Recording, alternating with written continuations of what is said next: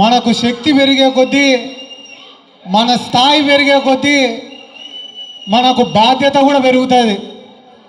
ఇన్ని రోజులు మీరు చేసిన కష్టానికి, మీ నిజాయితీకి, నానే అన్నను నమ్ముకొని ఉండేదానికి ఈరోజు మీరు యువజన విభాగం అధ్యక్షుడైనారు. ఇన్ని రోజులు ఏ రకంగా అయితే పనిచేసినారో ఇప్పుడు మీకు ఇచ్చిన పదవికి న్యాయం చేయాల్సినటువంటి అవసరం కూడా ఉంది.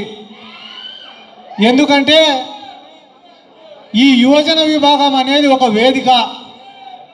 ఈ వేదికను ఉపయోగించుకొని ఎంత కష్టపడతాం, ఎంత స్థాయికి ఎదుగుతాం అనేది మన చేతుల్లోనే ఉంది. దానికి ఉదాహరణ కూడా నాని అన్ననే. మాకందరికీ కూడా ఎప్పుడు చెప్పమన్నా సామాన్యంగా, ఈరోజు సందర్భం వచ్చింది కాబట్టి చెప్తున్నాం. మాకందరికీ మీరంటే చాలా చాలా చాలా ఇష్టం అన్న.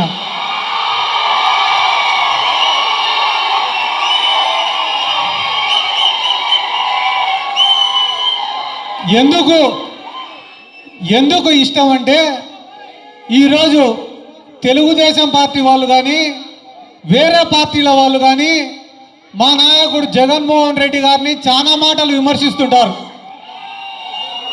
విమర్శిస్తే చాలామంది మమ్మల్ని కాదు కదా విమర్శించేది, జగన్మోహన్ రెడ్డిని విమర్శిస్తుంటారని పెద్దగా పట్టించుకోవడంలే మా పార్టీ వాళ్ళు కూడా. కానీ ఈరోజు రాష్ట్రంలో చంద్రబాబు నాయుడుకు సమాధానం చెప్పాలన్నా కొడాలనే, లోకేష్కు సమాధానం చెప్పాలన్నా కొడాలనే, పవన్ కళ్యాణ్కు సమాధానం చెప్పాలన్నా కొడాలనే, వైఎస్ఆర్ కాంగ్రెస్ పార్టీ పైన ఈగ వాళ్ళకుండా చూసుకోవాలన్నా కూడా కొడాలి నాన్ననే. అటువంటి కొడాలి నాన్నకు మద్దతుగా నిలబడాల్సిన బాధ్యత మా యువజన విభాగం పైన ఉంది. యువజన విభాగం అంటే బైరెడ్డి సిద్ధార్థ రెడ్డి, ఖాళీనో మేము మాత్రమే కాదు. ఈరోజు రాష్ట్ర వ్యాప్తంగా 26 మంది జిల్లా అధ్యక్షులు, 9 మంది రీజనల్ కోఆర్డినేటర్లు, పార్టీ జనరల్ సెక్రటరీలు, జాయింట్ సెక్రటరీలు, ఈరోజు ఒక వ్యవస్థనే చేతిలో ఉంది. ఈరోజు మన బాధ్యత ఏమరా అంటే, ఈరోజు యువజన విభాగం యొక్క బాధ్యత ఏమరా అంటే, తెలుగుదేశం వాళ్ళు ఏమన్నా తప్పుడు ప్రచారాలు చేస్తే ప్రజలకు వాస్తవాలను వివరించాలా. అవతల వాళ్ళు లాజిక్గా మాట్లాడితే మనం కూడా లాజిక్గా మాట్లాడాలా. అవతల వాడు సబ్జెక్టు మాట్లాడితే మనం కూడా సబ్జెక్టు మాట్లాడాలా. అవతల వాడు తిక్క మాటలు మాట్లాడితే మనం తోలు తీయాలా.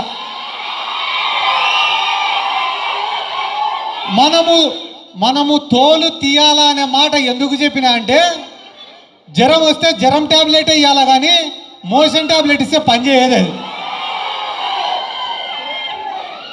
కాబట్టి ఎదుటివాడి ప్రవర్తనను బట్టి మన ప్రవర్తన కూడా ఉండాలా. ఎందుకంటే పొద్దున్న లేచినప్పటి నుంచి తప్పుడు ప్రచారాలు తప్ప వేరేటివి ఏం చేతగావు. నిన్న మొన్ననే జగన్మోహన్ రెడ్డి గారు విశాఖపట్నంలో గ్లోబల్ ఇన్వెస్టర్ సమ్మిట్ పెట్టినారు. పెడితే 13 లక్షల కోట్ల పెట్టుబడులు వచ్చినాయి. 340 ఎంఓయూలు చేసుకున్నారు. 6 లక్షల మంది యువకులకు ఉపాధి దొరుకుతుందని చెప్పినారు. చెప్తే తెలుగుదేశం వాళ్ళు ఏమంటున్నారు, అంతా మోసం, అంతా మోసం, అంతా మోసం. సరే, వైఎస్ఆర్ కాంగ్రెస్ పార్టీని మోసం అంటారు, బాగానే ఉంది. అంబానీ వచ్చినాడు, మోసమేనా? ఆదాని వచ్చినాడు, మోసమేనా? జిందాలోడు వచ్చినాడు, మోసమేనా? అపోలో వాడు వచ్చినాడు, మోసమేనా? టెస్లా కంపెనీ వాడు వచ్చినాడు, ఒబెరాయ్ వాడు వచ్చినాడు, వీళ్ళందరూ వచ్చినారు, వాళ్ళు కూడా మోసమేనా? అంతెందుకు చంద్రబాబు నాయుడు, లోకేష్ బాబు, ఒక్క విషయం, నీకు దమ్ముంటే ఒక ప్రెస్ మీట్ పెట్టి నితిన్ గడ్కరీ వచ్చినాడు, కిషన్ రెడ్డి వచ్చినాడు, వాళ్ళను దొంగలు అని చెప్పే మొగతనం నీకుందా? బీజేపీ దెబ్బకు ప్యాంట్లు తడుపుకుంటారు అబ్బా కొడుకులు ఇద్దరు కూడా. కానీ ఈ లోకేష్ గాలికి తిరుగుతా గాలి మాటలన్నీ మాట్లాడతాడు. ఈరోజు ఆ పాదయాత్ర ఒకటి చేస్తాడు, యువకులం అని పేరు పెట్టి ఒక పాదయాత్ర. పాపం చంద్రబాబు నాయుడు అడుక్కున్నాడంటనా లోకేష్ని, వద్దురా ఈ పాదయాత్రలు మనకు వద్దురా, ఇది మన సబ్జెక్టు కాదురా. జగన్మోహన్ రెడ్డి అంటే ఒక మాస్ లీడరు, వాళ్ళకంటే ఈ పాదయాత్ర గిట్టుబాటు అయింది, కానీ మనకెందుకురా ఈ పాదయాత్రలన్నీ?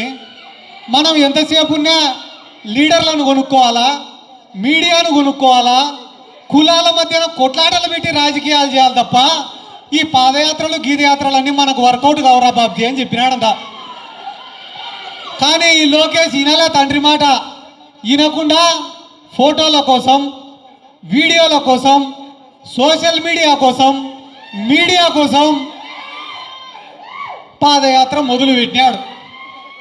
మొదలు పెట్టడమే సైకిల్ పోవాలి అన్నాడు. అయిపోయినాక రెండో రోజు ఎవరో మహిళకి, పాపం ఆడ మహిళలు నిలబడుకున్నారు, అట్టనే ఒక మహిళకు మైక్ ఇచ్చినాడు. మైక్ ఇచ్చిన పాపం ఆమె మా జగనన్న రావాలి అనింది. అది మళ్ళా మూడో రోజు ఇంకొక మహిళకు మైక్ ఇచ్చినాడు. మైక్ ఇస్తే పాపం ఆమె ఏమనింది, ఇంతకు నువ్వు ఎవరు బాబు అనింది. ఇన్ని ఘోరాలు చూసిన తర్వాత నిన్ననే ఆ చిత్తూరు జిల్లాలో ఈ లోకేషు పక్కన ఆయన అమర్నాథ్ రెడ్డి అని చెప్పి మాజీ మంత్రి, ఇద్దరు నడుచుకుంటూ పోతారు పాదయాత్ర. నడుచుకుంటూ పోతా అంటే ఎదురుగా మహిళలు వచ్చినారు, హారతి పల్లాలు తిలకం దిద్దడానికి వచ్చినారు మహిళలు. వస్తేనే ఈ లోకేష్ ఇట పెట్టినాడు. పెడితే ఆ మహిళలు వచ్చి పక్కనున్న అమర్నాథ్ రెడ్డికి తిలకం దిద్ది వెళ్ళిపోయినారు. ఆయన పాపం లోకేష్ ఇంకా ఇట పెట్టుకొనే ఉన్నాడు. వాళ్ళు పోయింది చూడలే. అంటే నీ సొంత జిల్లా వాళ్ళు, నీ సొంత నియోజకవర్గం వాళ్ళు కూడా నిన్ను గుర్తుపట్టలేకున్నారు. ఒకవేళ గుర్తు పట్టినా కూడా మీ స్థానిక నాయకులకు ఉన్నటువంటి విలువ కూడా నీకు లేదు నారా లోకేష్ గారు. అటువంటి నువ్వు ఈరోజు వచ్చి పెద్ద పెద్ద మాటలు, గ్లోబల్ ఇన్వెస్ట్మెంట్ సమ్మిట్ల గురించి మాట్లాడుతున్నాడు, సంక్షేమ పథకాల గురించి మాట్లాడుతున్నాడు, అభివృద్ధి కార్యక్రమాల గురించి మాట్లాడుతున్నాడు, జగన్మోహన్ రెడ్డి గారి గురించి మాట్లాడుతున్నారు. లోకేష్ గారు మీ యొక్క స్థాయి ఏందో తెలుసుకొని మాట్లాడాలని చెప్పి ఈ సందర్భంగా నేను ఆయనకు విజ్ఞప్తి చేసుకుంటూ, రాజకీయమన్నా ఎలక్షన్లన్నా ఒక్కటే మాటనే, ప్రజల నమ్మకాన్ని సాధించిన వాడు రాజకీయాలలో గెలుస్తాడు.